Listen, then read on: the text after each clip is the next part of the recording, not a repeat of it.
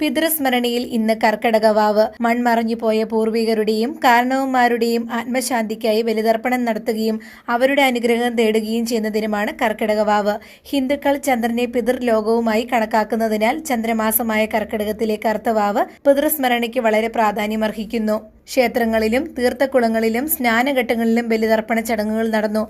പൊൻകുന്നത്തും സമീപ പ്രദേശങ്ങളിലും ക്ഷേത്രങ്ങൾ കേന്ദ്രീകരിച്ചും വിവിധ കേന്ദ്രങ്ങളിലും ആയിരങ്ങൾ ബലിതർപ്പണം നടത്തി. ചിറക്കടവ് ശ്രീ മഹാദേവ ക്ഷേത്രത്തിന്റെ നേതൃത്വത്തിൽ നടന്ന ബലിതർപ്പണത്തിൽ ഭക്തജനങ്ങളുടെ വലിയ തിരക്കാണ് അനുഭവപ്പെട്ടത്.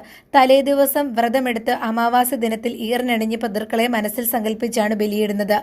രാവിലെ മുതൽ നിരവധി പേരാണ് ചിറക്കടവിൽ ബലിതർപ്പണത്തിനായി എത്തിയത്. ശാന്തിയുടെ നിർദ്ദേശമനുസരിച്ച് എള്ളും പൂവും ഉണക്കലരിയും ചേർത്ത് പിതൃക്കളെ മനസ്സിൽ സ്മരിച്ച് ഭക്തർ ബലിയിട്ടു. കൂടാതെ ക്ഷേത്രക്കുളത്തിൽ മീനരി വഴിപാടും നടന്നു. രോഗശമനത്തിനും ദുരിതത്തിനും അറുതി വരുത്തുന്നതിന് ക്ഷേത്രച്ചിറയിലെ മീനുകൾക്ക് ഭക്ഷണം നൽകുന്നതാണ് മീനരി വഴിപാട്. നിരവധി പേർ മീനരി വഴിപാട് നടത്തി. പൊൻകുന്നം ഗുരുദേവ ക്ഷേത്രത്തിന്റെ നേതൃത്വത്തിലും ബലിതർപ്പണം നടന്നു. നിരവധി ഭക്തർ ഗുരുദേവ ക്ഷേത്രത്തിലെത്തി പിതൃക്കൾക്കായി ബലിയർപ്പിച്ചു. രവീന്ദ്രൻ ശാന്തി തമ്പലക്കാട് ചടങ്ങുകൾക്ക് കാർമ്മികത്വം വഹിച്ചു. പാമ്പാടി ചെറുവള്ളിക്കാവ് ദേവീക്ഷേത്രത്തിലും ബലിതർപ്പണത്തിന് നിരവധി പേർ എത്തി.